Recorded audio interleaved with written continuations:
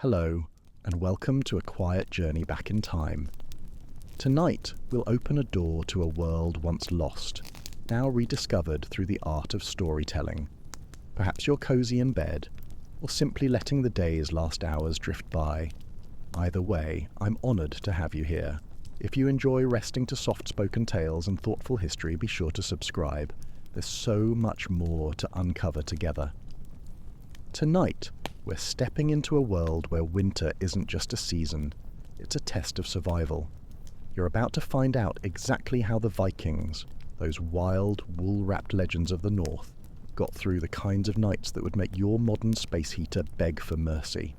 We're talking bone-splitting cold, snow that doesn't melt for months, and a wind so sharp it could cut your thoughts in half. Honestly, you probably won't survive this, but that's okay. That's what the blanket is for. So before you get comfortable, take a moment to like the video and subscribe, but only if you genuinely enjoy what I do here. And tell me in the comments, what city are you watching from, and what time is it there right now? I'm genuinely curious to know what part of the world you're huddled up in. Now, dim the lights, maybe turn on a fan for that soft background hum, and let's ease into tonight's journey together.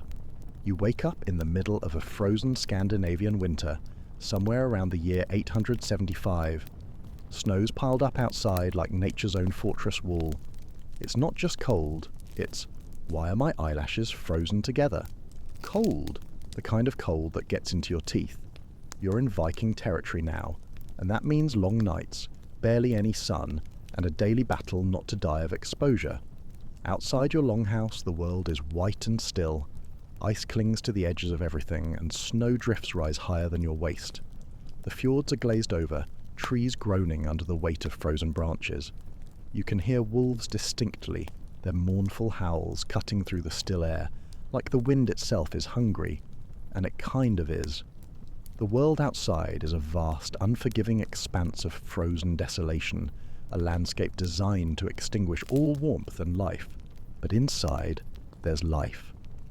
Thick smoke curls lazily toward the rafters, seeping through tiny slits in the ceiling, a testament to the constant, essential fire.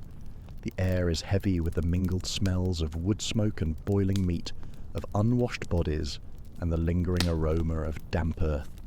You're in a shared bed platform, feet tucked beneath your neighbour's armpit, definitely not optional in these conditions, and there are at least a dozen of you, maybe more, huddled under one massive, coarse wool blanket. You try not to breathe too deeply. Let's just say the concept of deodorant hasn't been invented yet, and personal space is a luxury reserved for the dead. And still, it's warm. Warmer than you'd ever expect given the biting cold outside. That warmth isn't an accident. The Viking people, often dismissed as mere raiders, possessed an astonishing knack for reading the land, for building lives and thriving where it seemed no one should. You're in a longhouse now, one of the primary structures of a Viking farmstead. These houses aren't pretty by modern standards, no ornate carvings on the exterior, no grand windows, but they are absolute marvels of practical engineering. Long and narrow, with incredibly thick turf walls and low slanted timber roofs that appear almost to merge with the earth itself, like hobbit holes stretched into rectangles. The outer walls are not just stone or wood. They're packed with a meticulous mix of mud, manure, straw, and an almost mystical understanding of insulation. It's a biocomposite barrier designed to relentlessly hold back the encroaching cold. What truly keeps the biting cold out is a combination of ingenious design and brutal necessity. First, and perhaps most unconventionally, are the animals. Cows, pigs, goats, even chickens.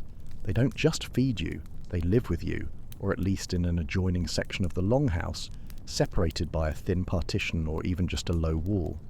Their collective body heat rises, permeates the thin inner walls, and contributes significantly to the warmth of the human living space. It's a deeply uncomfortable, deeply intimate, yet profoundly effective kind of mutual benefit. If you've ever tried to fall asleep to the rhythmic chewing or heavy breathing of a bovine in the next room, congratulations, you'd make a decent Viking. It's a living, breathing heat source, fueled by hay, and the animal's own internal furnaces. And at the absolute heart of it all, literally at the geographical and spiritual centre of the longhouse, is the hearth. This isn't your flickering little campfire, It's your unwavering lifeline. The fire itself is kept relatively small by modern standards, a necessity dictated by the primitive smoke management. Chimneys, as we know them, don't exist yet, but it burns low and steady, almost constantly throughout the long night and the endless winter season. If this fire goes out, someone could easily freeze to death in their sleep. If it smokes too much, you'll be coughing soot and gasping for breath by morning. One fascinating historical fact that often surprises people: these homes were frequently designed with no true windows at all, or perhaps just one tiny unglazed opening. Instead, the primary light source and ventilation came from a single, central smoke hole in the roof, often covered with a simple shutter or animal bladder. It's less about panoramic views and more about the grim practicality of not dying from exposure or smoke inhalation. Now, for a truly quirky and somewhat unsettling twist. As you lie there, surrounded by carved wooden posts, you learn that some of these aren't just decorative architectural supports. They might be your ancestors, literally.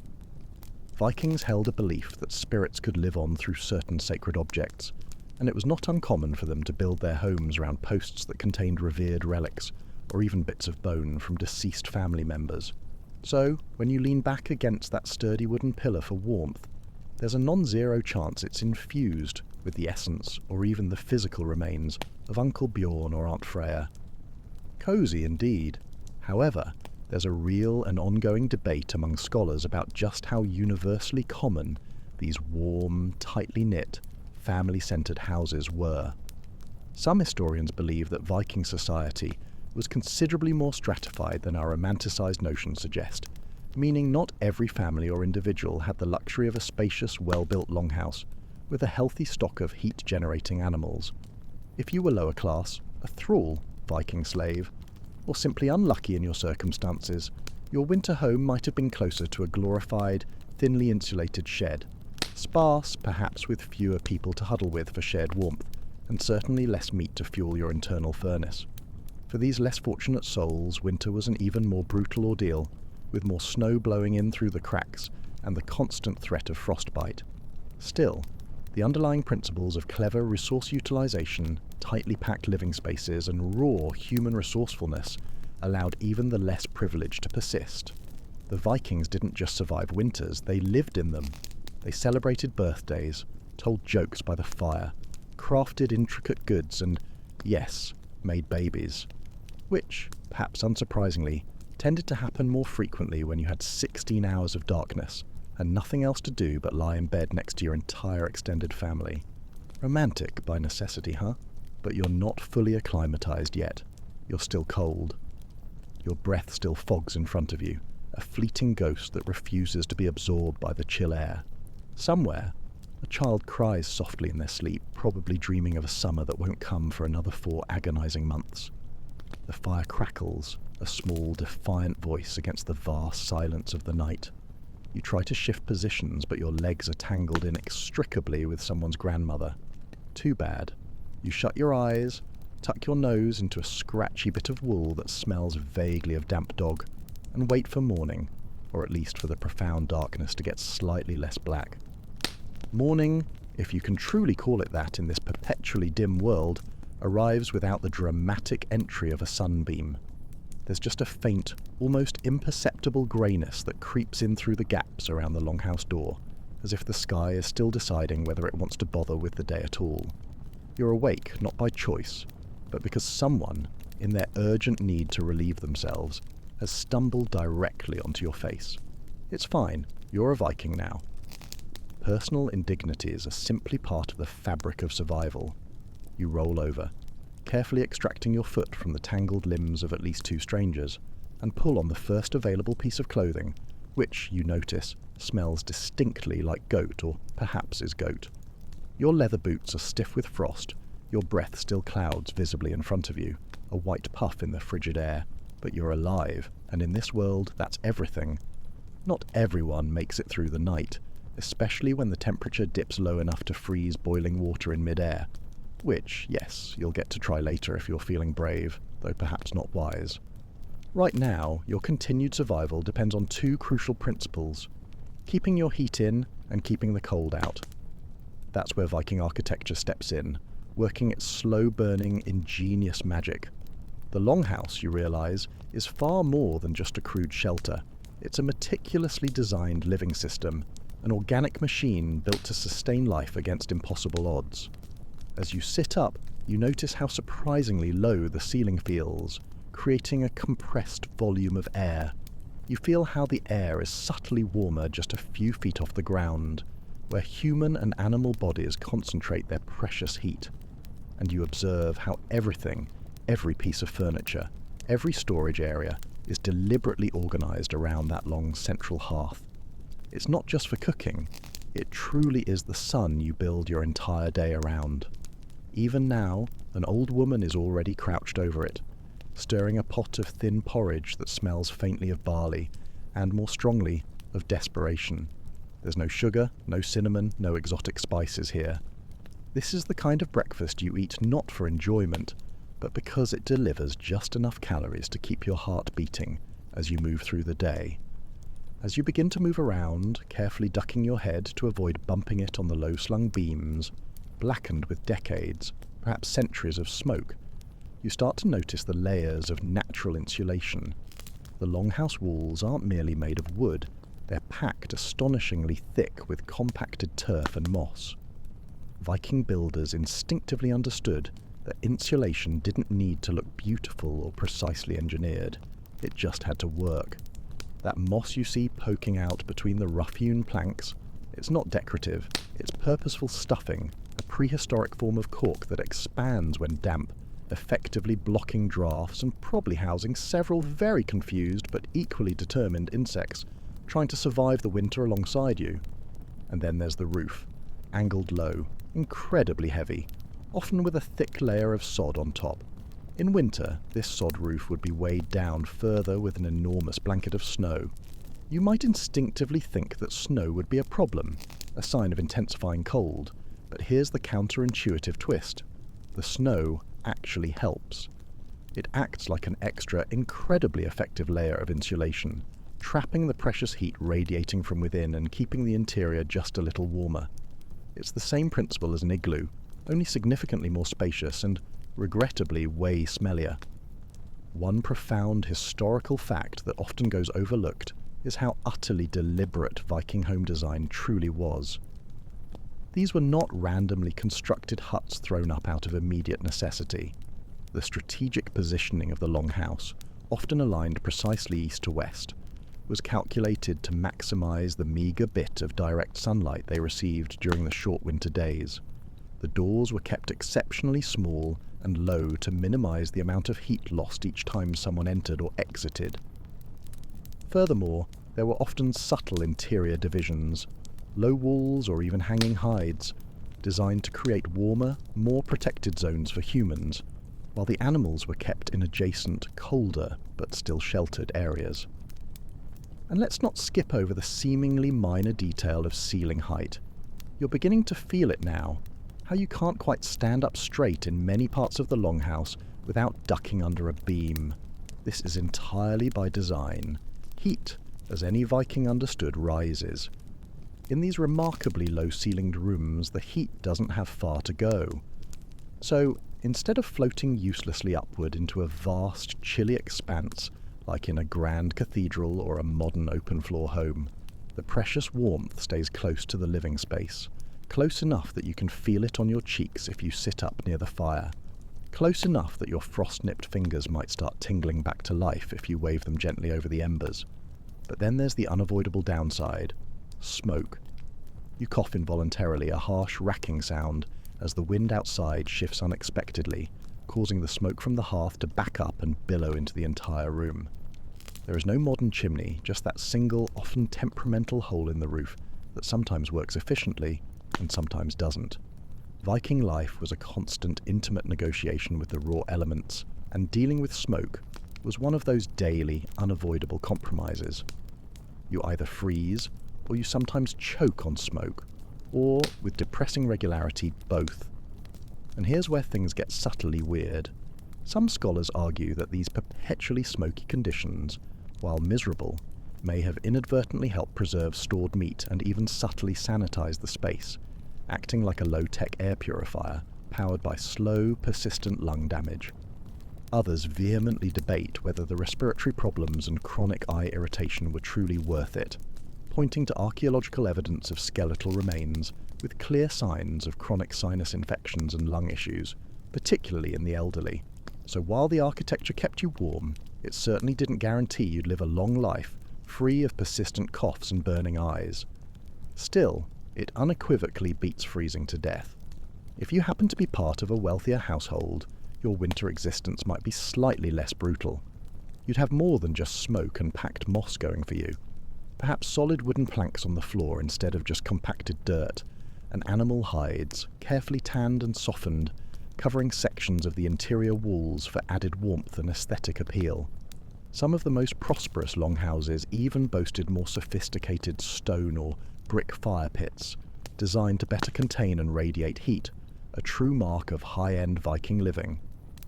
You, though, you're working class, dirt floor, perpetually drafty walls, and an assortment of mystery smells that you've long since stopped trying to identify. But don't underestimate the profound power of body heat. Last night wasn't a fluke. Vikings didn't just sleep together for comfort. They did it because human bodies packed tightly together create a kind of shared, self-sustaining heat bubble. It's awkward, sure, and the concept of personal space is utterly alien, but when it's a matter of freezing alone or spooning with 3 generations of your neighbour's family, you make peace with it remarkably fast. Survival overrides all social graces. You push yourself to move, shifting closer to the hearth now, rubbing your hands together vigorously, eyes watering from the acrid smoke. An old man to your left is meticulously sharpening a knife, the rhythmic rasp of stone on metal a comforting sound. A child on your right is poking the fire with a stick she's not supposed to have, her face illuminated by the flickering orange glow. You notice a row of stiff leather boots lined up near the door, carefully stuffed with straw, dried moss, or even bits of rabbit fur, basically anything that keeps the brutal frost from biting straight through to the bones. These people, you realise, have learned not just how to endure winter, but how to truly live with it, to navigate its every challenge inch by frozen inch. Quirky fact: some longhouses had ingeniously built-in benches along the walls that served multiple purposes, doubling as beds at night, storage during the day, and seating for communal activities. You're sitting on one now, your backside slowly warming from a cushion that smells vaguely of sheep. Beneath you, likely some dried fish, a tangle of spare rope, and probably someone's perpetually damp winter socks. The Viking version of underbed storage, a treasure trove of practicality. You glance toward the heavy longhouse door. It's still shut tight, a thick slab of wood bolted from the inside, barricaded against the world. Going outside means battling the relentless wind, the suffocating snow, and the ever-present risk of slipping on treacherous ice and breaking something important, a limb, a neck. It also means letting in a blast of air so cold it feels like a physical punishment from Odin himself. So for now, you stay where you are, nestled in the communal warmth. Outside, the cold rages on, a palpable, malevolent force. Inside, the heat holds, but barely. You shift closer to the life-giving fire, wrap a woolen cloak tighter around your shoulders, and listen to the familiar sounds of your temporary home. Someone's humming a low, ancient tune. The pot bubbles gently, a promise of future sustenance. Snow hisses where it melts along the roofline, a soft counterpoint to the wind's roar. You're not exactly comfortable by any stretch of the imagination, but you are surviving. And in Viking country, with the world locked in winter's grip, that counts as an undeniable win. You're starting to realise something profoundly important. If you want to make it through this Viking winter, you can't just sit by the fire all day like a baked potato in a wool wrap. You've got to move, to work, to hunt, to fix things, and to look convincingly alive even when every muscle in your body screams in protest and begs to crawl back under that communal fur heap. And if you're going to do all that without your fingers turning black and falling off, without succumbing to the relentless assault of the cold, you're going to need the right clothes. This means layers, not just a few, but many, expertly deployed. Viking winter fashion isn't about looking good, it's about the grim, unwavering determination not to die. First comes your undertunic, a long, simple shirt made of coarse linen or, more likely, itchy, undyed wool. It's scratchy against your skin, often slightly damp from sweat, but it's strangely comforting in its familiarity. This is your second skin, the crucial base layer. Over that goes your wool-over tunic, thick and roughly stitched by hand, perhaps from homespun fabric. There's no fast fashion here, no disposable garments, only slow, stubborn, painstaking survival. Your legs are encased in woolen trousers, often cut loose for mobility, and possibly lined with precious fur if you're lucky enough to be part of a wealthy or well-connected household. Your feet are shoved into sturdy leather boots, often knee-high for protection against the snow, and critically stuffed with hay, dried moss, or even bits of scavenged rabbit fur. Basically anything that provides insulation and keeps the frost from biting straight through to your bones. You cinch a wide leather belt around your waist, not for style, but for pure utility. It serves to carry your ever-present knife, a small pouch of precious salt, and possibly a bone comb.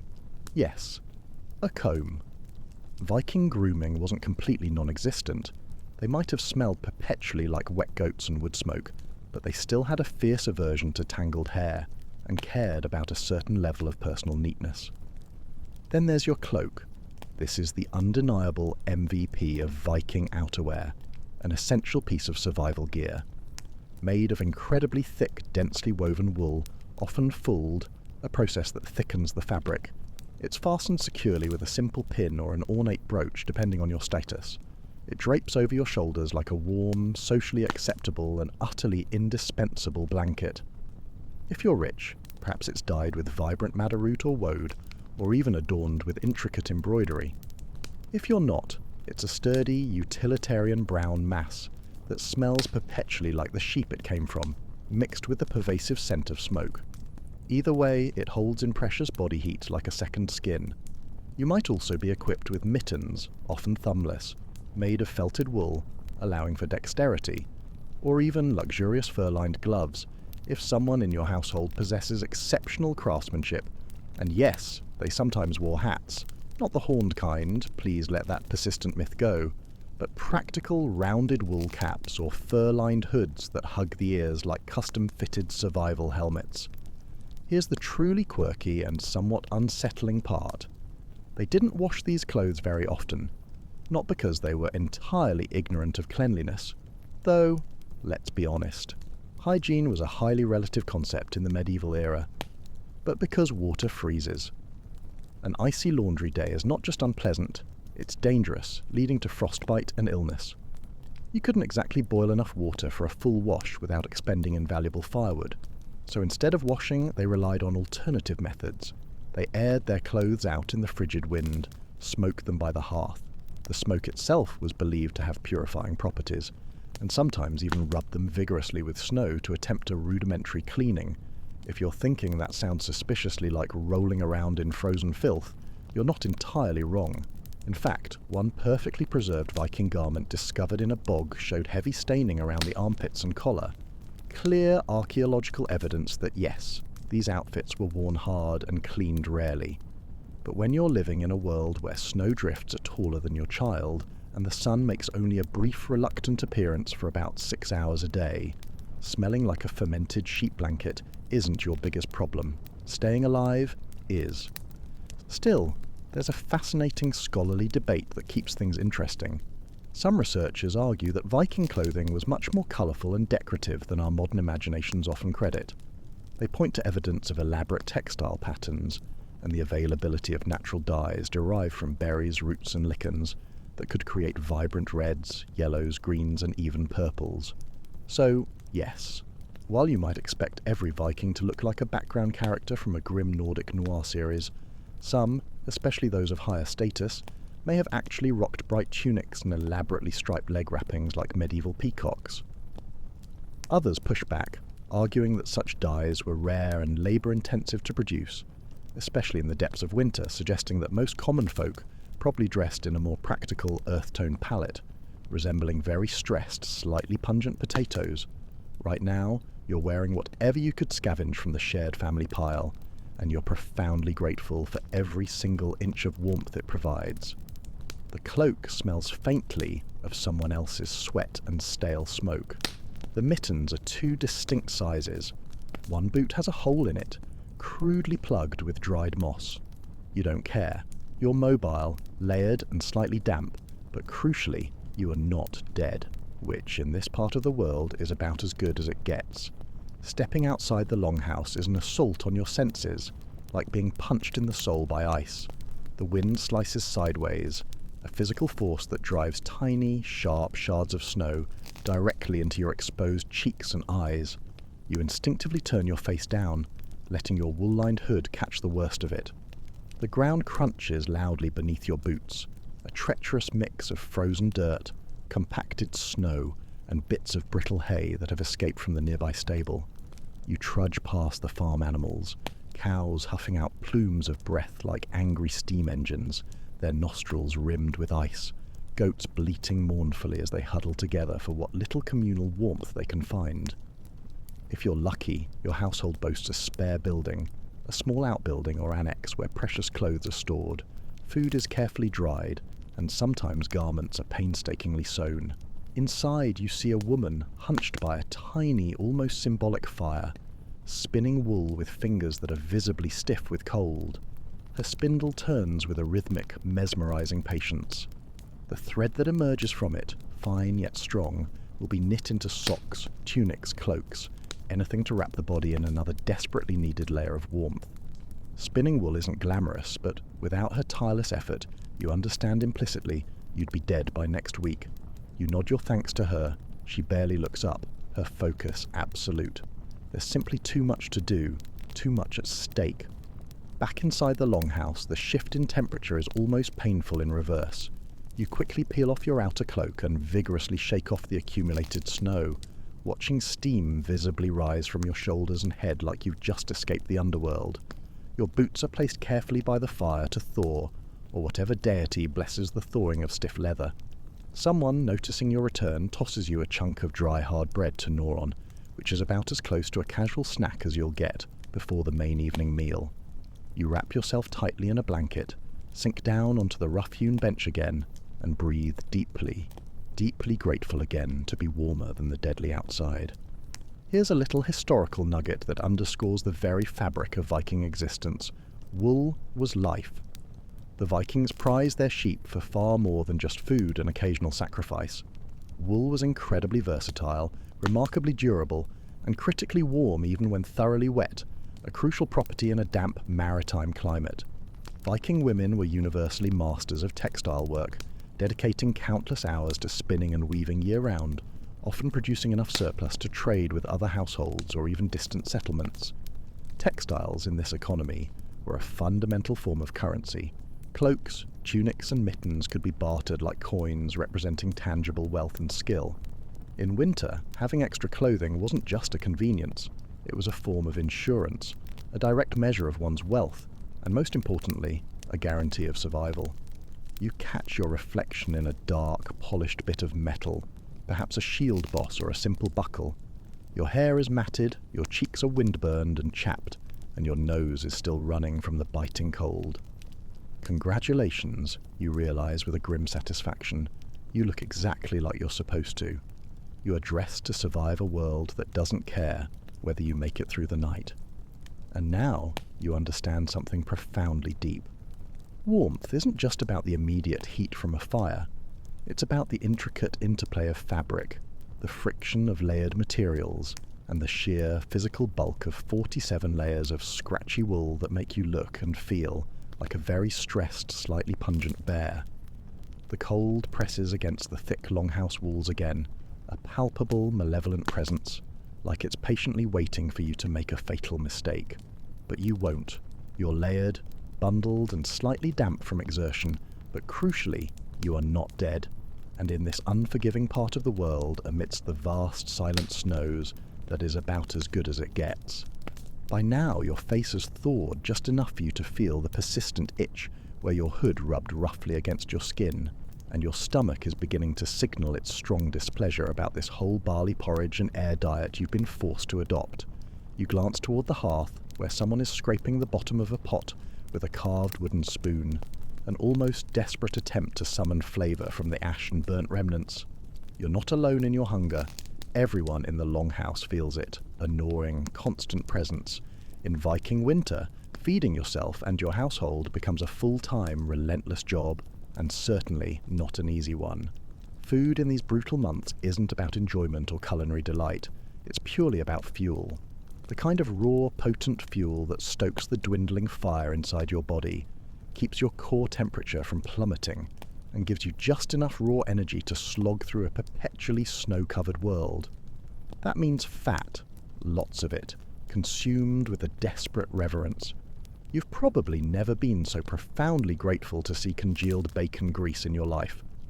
In Viking winter, calories are truly gold, and the foods that stick to your ribs, meat, rendered lard, precious butter, dense cheese, are the ones that keep you vertical and mobile when the relentless cold yearns to turn you into a Norse popsicle. Today's meal, you realise, is a stroke of luck. A thick, steaming stew made from salted mutton, rehydrated dried beans, and a few root vegetables that were meticulously buried deep in the earth before the ground froze solid. A precious bit of onion, maybe, if it hasn't moulded completely. Definitely some turnip. And fat, glorious, greasy, life-saving animal fat. Floating on top in shimmering, iridescent blobs that coat your throat like a warm scarf from the inside, leaving a distinct residue on your lips. You tear a hunk of flatbread from a communal loaf, dip it into the stew, and try to pretend not to notice the faint, earthy taste of smoke and dirt that permeates everything. You chew slowly, deliberately. Every single bite matters. Meat doesn't come easy in winter. Hunting in these conditions is a risky, often fruitless business. Most game has either migrated south, gone deep into hiding, or has become lean and desperate, just like the people chasing them, making them too tough and stringy to be worth the effort. That's why the meat you're eating now was almost certainly preserved weeks, if not months ago. Salted, dried, smoked, or even fermented, whatever painstaking process was required to keep it edible and prevent spoilage. There's a hanging rack in the smokier corner of the longhouse where thin, leathery strips of dried fish dangle like prehistoric jerky. They smell, to your modern nose, like pure regret, but to a Viking they taste like the sweet metallic tang of survival. And then there's the truly unique, often challenging fermented stuff. Vikings didn't have refrigerators or modern canning methods, so they got incredibly creative with preservation. That sometimes meant burying fish underground in pits, allowing them to rot just enough to become edible-ish, a delicacy known as lutefisk, or its more potent, pungent brethren. It's the culinary equivalent of a dare, a test of fortitude, and yes, it's very real. Some scholars believe such extreme fermentation methods weren't just desperation meals. For some, they were esteemed delicacies, a twisted badge of honour for those brave enough to stomach them. Others debate whether the average Viking actually consumed this stuff regularly, or if it was reserved for dire emergencies, a last-ditch option when the salted meat and dried fish ran out. And of course, no Viking meal, especially in winter, would be complete without a good swig of mead, or more commonly, ale. Drinking pure water in winter could be dangerous. Rivers and lakes are frozen solid, wells can become sludgy and inaccessible, and snow, well, snow is cold, and who knows what unspeakable things might have been buried in that drift last week. So, they drank fermented beverages, low-alcohol ale, brewed from hardy barley, sometimes flavoured with wild herbs or precious berries, provided both hydration and a few much-needed calories. Mead, if they were feeling particularly fancy or celebrating, was made from fermented honey, a sweeter, more potent brew. These beverages weren't necessarily strong enough to get anyone blackout drunk, but just enough to provide a gentle warmth, a caloric boost, and perhaps just enough mental fog to make you forget that you couldn't quite feel your toes. One fascinating historical fact that might genuinely surprise you. Viking diets, while heavily reliant on meat and fat in winter, were surprisingly balanced for the time. Archaeological digs, analysing preserved food, remains and even human waste, show traces of a diverse range of plant matter: wild grains, various nuts, legumes, and a surprising variety of root vegetables. They possessed an inherent knowledge of how to grow things, how to store things, and how to effectively dry and preserve harvests. While winter undeniably made all of this harder, they planned ahead meticulously. They utilized root cellars, cool, dark holes dug deep into the earth where potatoes, onions, carrots, and other hardy root vegetables could be stored for months, protected from the frost. Some larger farmsteads even had small purpose-built granaries raised off the ground to protect precious grain from moisture and ever-present rodents. You slowly get up from your seat, licking the last vestiges of stew from your fingers, and step outside again, this time to fetch more firewood for the perpetually hungry hearth. Your thick woolen cloak flaps wildly in the bitter wind like a disappointed ghost. The woodpile is half buried in snow, and your fingers scream in protest, a sharp, aching pain as you grasp a frozen log. But the fire inside the longhouse won't feed itself, and its continuous glow is non-negotiable. You drag back a few pieces, drop them with a thud by the hearth, and reward yourself with another chunk of that hard, chewy bread. A little burnt, and indeed hard enough to qualify as a self-defense weapon. Quirky fact for you: some desperate Vikings added crushed bones or even tree bark to their bread when flour was critically scarce. Technically edible, mostly regrettable, but it kept their stomachs from growling too loudly when the real food ran low. And the food will run low. That's the most terrifying, unspoken truth about Viking winter. No matter how carefully you store, how meticulously you dry, how ingeniously you preserve or ferment, you are constantly racing the clock. Each meal chips away at the finite stockpile. Each raging blizzard delays a crucial hunting trip. Each broken tool or unexpectedly dead animal tips the delicate balance a little closer to disaster. That's why meals are eaten slowly, with a profound reverence, not just because they're sacred, though sometimes they are, but because each bite counts directly towards your survival tally. There's a particular kind of intimacy to it too.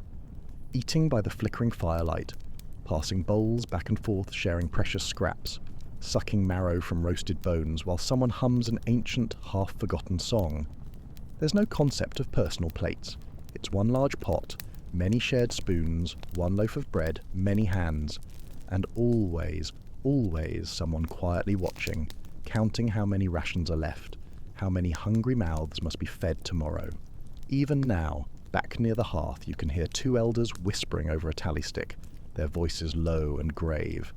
It's not idle gossip. They're doing math. Simple, brutal, unforgiving math. How many days left before the root cellar is truly empty?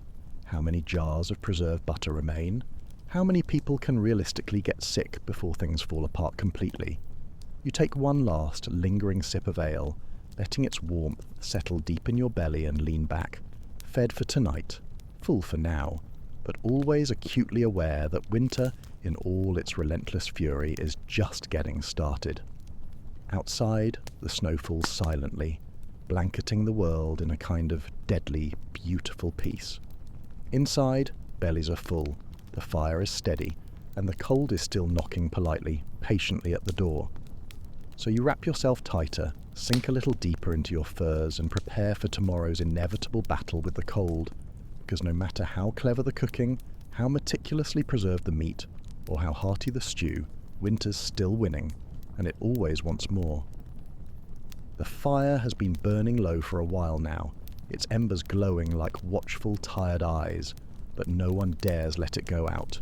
Even if the ambient heat has only managed to raise the temperature a few degrees above freezing in here, that small, constant orange glow is everything. It flickers against the smoke-stained rafters, casting enormous dancing shadows that shift and writhe like ancient spirits moving in slow motion. You sit close, elbows on your knees, feeling the deep, pervasive ache that comes not from working too hard, but from the simple, monumental effort of staying alive. This right here, you realize, is the Viking hearth. Far more than just a fire pit, it is the beating heart, the steady pulse, the sacred core of the longhouse. And sacred is indeed the precise word. You're beginning to understand that in a place where winter can literally break a person in half, where the forces of nature are so overwhelming, fire isn't just a source of warmth. It's a profound ritual, a living myth, the fundamental force through which the world continues to exist. The hearth, you learn, is not something to take lightly. It is watched, respected, managed with a meticulous care that borders on reverence. In some households, you've even seen it spoken to, hushed words of gratitude or supplication. You recall the way the old woman stirs the stew, always clockwise, always mumbling to herself. At first, you thought she was merely eccentric, perhaps losing her faculties. But now, you understand. She's not. She's preserving a tradition, an ancient practice rooted in the belief that fire is a conscious entity, that it listens, that it responds. In Norse mythology, fire isn't merely an element. It's a powerful force with its own unpredictable will. There's Lodi, the fire giant, who once famously battled Loki in a contest of pure consumption and won by not only eating the meat, but the very bones and the plate too. That's not just a story, you realize. It's a stark metaphor for fire's insatiable hunger. It devours everything if you let it, if you are not vigilant. So you respect it, you manage it, and you never, ever let it die. When the snow is still falling silently each morning, blanketing the longhouse in a new layer of white, the hearth must be meticulously revived. This is done with almost surgical precision, using embers carefully banked in ash overnight. You witnessed it earlier, how the firekeeper, with painstaking effort, used a long iron poker to push back the white insulating dust, slowly revealing the soft, glowing orange beneath. Then came the kindling, a tiny bundle of dried moss, a whisper of dry bark, perhaps a few strands of straw. And then, crucially, came the breath, that slow, reverent, gentle blowing, like waking a god from a deep slumber. There's a strange, almost spiritual intimacy to it. You think about all the generations of people who have sat right where you are sitting, their hands outstretched, watching their own fingers slowly come back from the very brink of frostbite. The fire, you understand, gives you back your extremities, your warmth, your life. You owe it a profound debt. Even the very design of the longhouse, you now realize, screams just how central this fire is. Everything within its walls radiates from it. The sleeping areas, the rough-hewn benches, the precious food storage, all are positioned in relation to the hearth. It's the gravitational pull that organizes the entire room, the undeniable focal point. People shift around it all day long, performing their endless tasks, cooking, mending, sewing, carving, repairing tools, and at night the fire transforms. It becomes a flickering nightlight, a tireless guardian. It pushes back the oppressive shadows, not just the physical ones that dance on the walls, but the darker, more unsettling things your ancestors whispered about when they thought the absolute cold of winter was listening. Here's a curious little fringe fact. Some Viking families actually believed in hearth spirits, akin to tiny invisible house guardians that lived directly within the fire and watched over the home. If the fire went out unexpectedly, or if it burned too low without cause, it was seen as a grave bad omen, perhaps even a chilling warning that someone in the family would soon fall ill or die.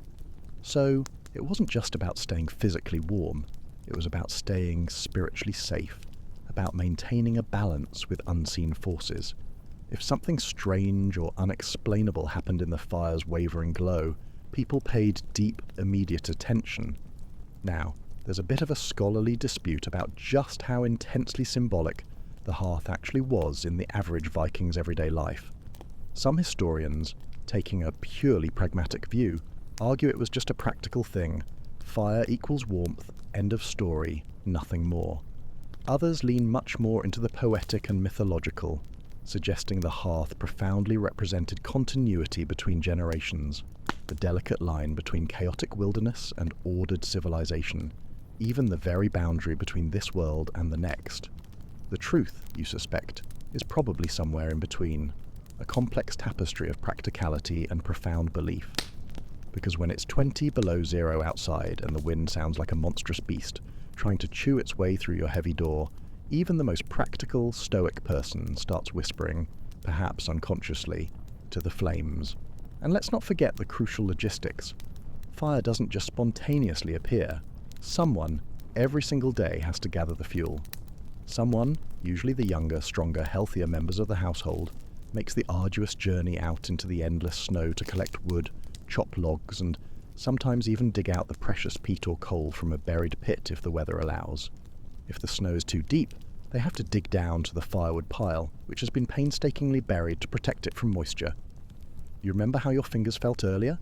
That was just the warm-up act. Try splitting a frozen birch log with a hand axe in the middle of a swirling blizzard, your breath crystallizing in the air, and then come talk to us about cold. You shift closer to the hearth now, boots kicked off, your bare toes dangerously close to the ember bed, trying to coax life back into them. Everyone in the longhouse is careful not to block the precious airflow to the fire. You've learned that fire, like people, needs space to breathe. Too much crowding, too many bodies too close, and the smoke backs up into the house, choking everyone. Too little attention, and it dies, plunging the longhouse into deadly cold. It's a living balance, a constant, fragile negotiation, and tonight, as another relentless snowstorm begins to roll in outside, you're feeling just how precarious that balance truly is. One of the older men stands now, his movements slow and deliberate. He picks up a small carved wooden bowl filled with hardened pine resin and, with a silent gesture, throws a pinch into the heart of the fire. A sharp, sweet, almost cleansing scent cuts through the usual stew meat and smoke perfume of the room. Everyone in the longhouse goes quiet, a collective hush. You don't ask why. No one ever explains these ancient things to outsiders. But you feel it. A moment of shared recognition, of collective reverence, perhaps a silent offering to the hearth spirits, or simply the fleeting joy of cleaner air for a second. But it matters. Sometimes the fire is the only source of light, the only beacon of warmth in a world that feels like it has been utterly swallowed by frost.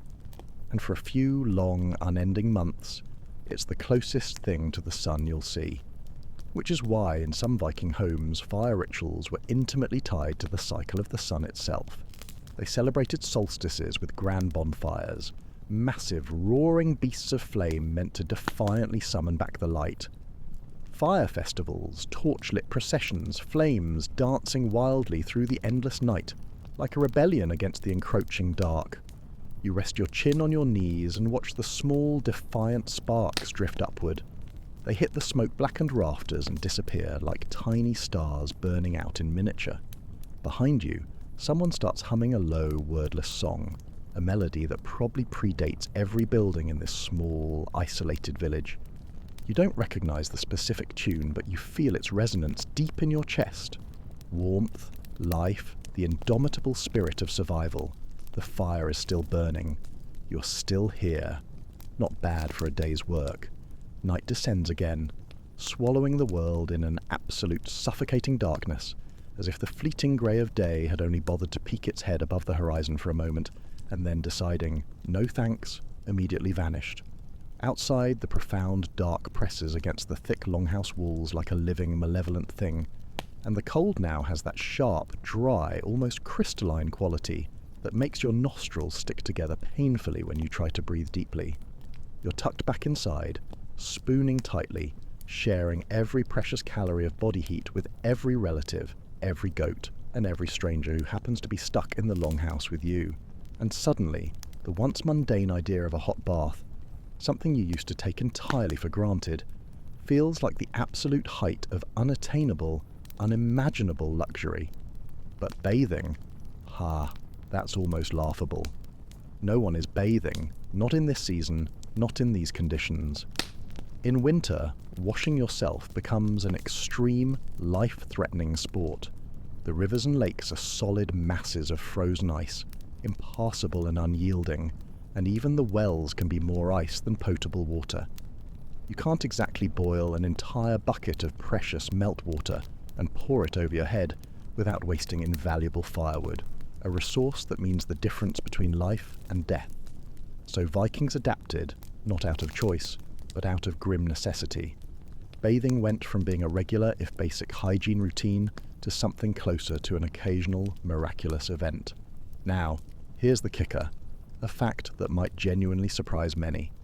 The Vikings were, by most accounts, actually cleaner than a lot of their European contemporaries during warmer months.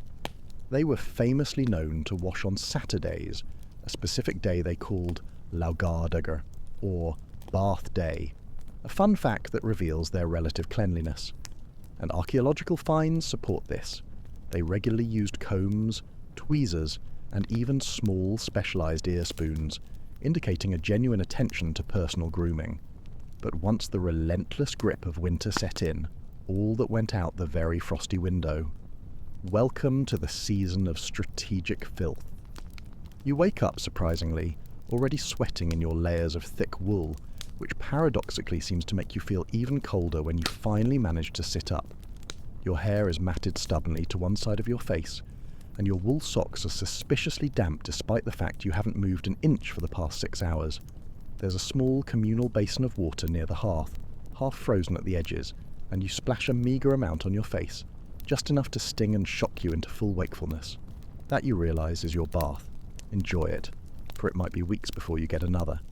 As for the rest of your body, you learn to cover the accumulating smells with other, stronger smells. Burnt herbs, traces of animal fat, and the pervasive, comforting scent of wood smoke. Honestly, most people around you reek so similarly that your own distinct stench just blends seamlessly into the overall symphony of humanity and livestock. The human nose, you discover, can only complain so much before it simply gives up, adapts, and resets its expectations. And underwear? Technically, yes. They wore inner garments, though certainly not in the delicate, luxurious sense of Victoria's Secret. Viking underclothes were typically made of linen if you were lucky enough to afford it, or more commonly, coarse wool if you were practical. They were often reused for days or weeks on end, patched countless times, and, let's be honest, very rarely washed thoroughly. They were designed purely for utility and warmth, not for freshness or aesthetic appeal. The crucial layering system meant that these inner garments, while still contributing to the overall aroma of the longhouse, were somewhat protected from direct environmental grime and the worst of the outdoor elements. It was a system built entirely on practical compromise, where staying warm, avoiding illness, and ultimately remaining alive utterly trumped any fleeting concern about smelling pleasant. The pervasive lack of consistent bathing and meticulous hygiene had profound, inescapable implications that went far beyond mere personal odour. Skin ailments were a common, nagging reality for virtually everyone, from persistent rashes caused by the constant friction of coarse wool against damp skin to painful infections of minor cuts and abrasions. The body was under constant assault. Without regular washing or access to antiseptic, these small injuries, easily acquired during the demanding daily chores, festered in the damp, smoky, and often unsanitary environment of the longhouse. Lice and other external parasites were an almost inevitable part of life, passed easily and constantly in the communal sleeping arrangements and rarely washed clothing. While delousing combs, often made of bone or wood, were used regularly, they offered only temporary relief from the relentless itching and discomfort. These infestations, while rarely immediately fatal on their own, caused intense irritation, led to secondary bacterial infections from incessant scratching, and were constant, unpleasant reminders of the harsh realities of medieval hygiene. For women, winter brought unique and compounding challenges related to menstruation and, more critically, childbirth. Without access to clean, running water or any form of disposable absorbent materials, managing personal hygiene during these times was incredibly difficult and often posed serious, life-threatening health risks. Childbirth in such confined, crowded, and frequently unsanitary longhouse conditions was a perilous event, fraught with danger and characterized by tragically high mortality rates for both mother and infant due to pervasive infection, blood loss, and exposure to the cold. The lack of privacy and sterile conditions made every birth a desperate gamble with fate. The very concept of cleaning the longhouse itself was also radically different from modern notions. Rather than scrubbing or washing floors, They were typically swept roughly and then covered with fresh layers of rushes or straw. This created a perpetually composting thick layer of organic matter, mixed inextricably with spilled food, animal droppings from the adjacent stalls, and human waste from the rudimentary garderobes. While this seemingly crude system offered a degree of insulation from the cold earth and absorbed some moisture, it also served as an ideal, continuous breeding ground for an array of bacteria, fungi, and vermin. The constant dust from decaying organic matter, combined with the ever-present smoke from the hearth, exacerbated chronic respiratory problems for all inhabitants, leading to persistent coughs and lung issues. The air itself was a mixture of life and slow poison.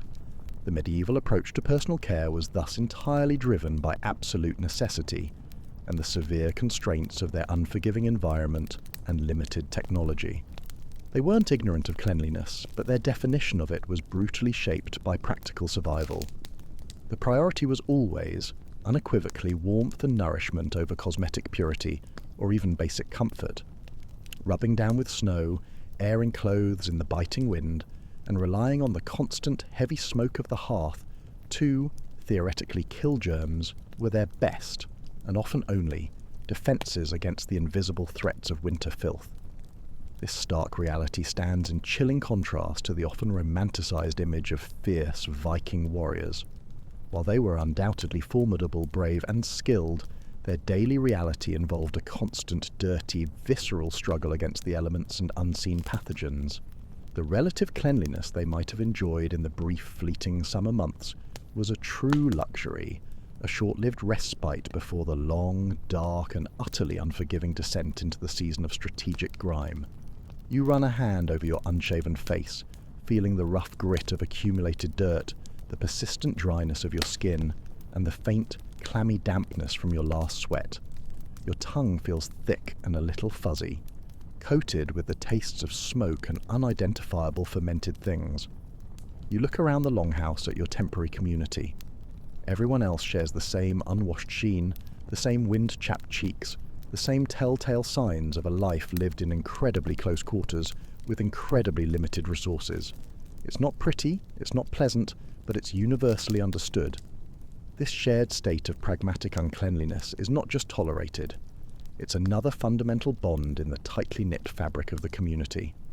In this brutal world, survival is the only true measure of success, and a little dirt, a little stench, is a small, acceptable price to pay for another precious day of warmth and life. The subtle, pervasive background odour of unwashed humanity, damp fur and wood smoke, is not just a smell, it's the very scent of persistence, of enduring against all odds. As the long, arduous night wears on, punctuated only by the occasional grunt from a restless sleeper, or the soft rustle of straw as someone shifts position, your senses, dulled by the pervasive smoke and the insistent chill, slowly begin to attune to the subtle rhythms of the longhouse. There's the low, almost continuous murmur of the wind outside, a constant, hungry presence that seems to probe every infinitesimal crack and crevice in the thick, defensive walls. Sometimes it rises to a piercing shriek, rattling the single, heavy door, and making the massive timbers of the roof creak and groan in strained protest. You learn instinctively to interpret these sounds. A sustained, guttural howl means a full-blown blizzard is raging, sealing the longhouse in a white, suffocating tomb, cutting off all contact with the outside world. A softer, mournful moan might signal a temporary lull, a brief deceptive promise of slightly milder weather that, you've learned, rarely truly materializes. The sounds from within the longhouse are equally telling, equally vital. There's the quiet shift of animal bodies in their communal stalls, the occasional snort or low sigh from a sleeping cow, the rustle of straw as someone adjusts their position on the communal bed to find a slightly warmer spot. You might hear the distant, regular drip, drip, drip of melting snow from a warm spot on the roof. A small, continuous victory against the unrelenting elements, each drop a tiny measure of heat won. And the most comforting sound of all, the undeniable heartbeat of the longhouse, the gentle, ceaseless crackling and hissing of the hearth fire. It's a primal lullaby in a harsh, unforgiving world, a constant, flickering reminder of the fragile warmth that stands as the last bastion between you and the deadly, all-consuming outside.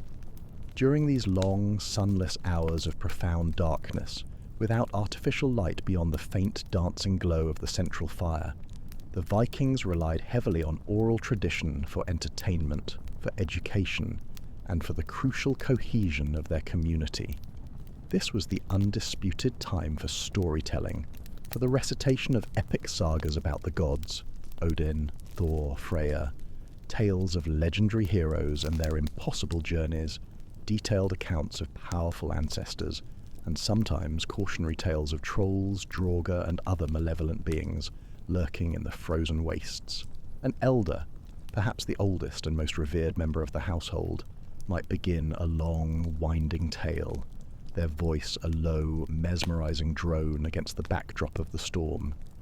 These were not just simple bedtime stories. They were living histories, intricate moral lessons, and vital blueprints for survival and cultural identity. They reinforced communal values, offered a desperately needed glimmer of hope in the face of despair, and provided a powerful mental escape from the claustrophobic, often monotonous reality of the Longhouse. Poetry and riddles were also incredibly common and highly valued forms of entertainment and intellectual engagement. Skalds, the Viking poets, were highly respected figures. Their intricate verses, often composed with complex alliteration and kennings, metaphorical circumlocutions, were memorized and recited, often accompanied by the quiet, resonant strumming of a lyre or harp. Riddles, too, provided intellectual stimulation, a way to keep minds sharp and wits honed when physical activity was limited by the weather. These shared cultural moments were absolutely vital for mental well-being, actively combating the creeping melancholia that threatened to engulf isolated individuals in the endless dark. For those whose minds were not captivated by stories, or whose hands preferred tangible work, there were always crafts and repairs. By the dim, flickering light of the fire, hands would be perpetually busy. Women would spin raw wool into thread, weave intricate patterns into cloth, mend worn garments with painstaking care, and prepare food for the next day's meagre meals. Men might sharpen axes and knives, repair broken leather harnesses, carve intricate wooden objects, or mend damaged fishing nets. Every single activity was inherently practical, contributing directly and immediately to the household's survival and resilience. The rhythmic sounds of these tasks, the quiet whirring of a spindle, the gentle scrape of a knife on wood, the rhythmic thump of a loom, created a soothing background hum, a powerful testament to enduring life and purpose. But even these seemingly mundane activities carried their own subtle dangers.